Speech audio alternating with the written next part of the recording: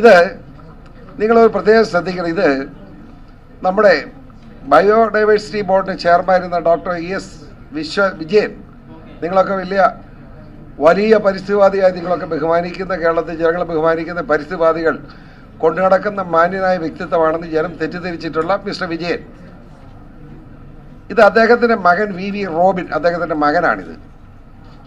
VV Robin 2007 മുതൽ 2013 വരെ എത്ര കോടി രൂപ വിദേശ ഫണ്ടിങ് ഏജൻസിയിൽ നിന്ന് ഈ റോബിൻ്റെ പേരിൽ കൈവശപ്പെടുത്തിയിട്ടുണ്ടെന്ന് നിങ്ങൾ അറിയണം.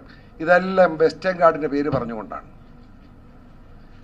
ഇതുവരെ ആരും ഈ രേഖ തരാത്ത കൊണ്ട് ആരും മിണ്ടാതിരിക്കുകയാണ്.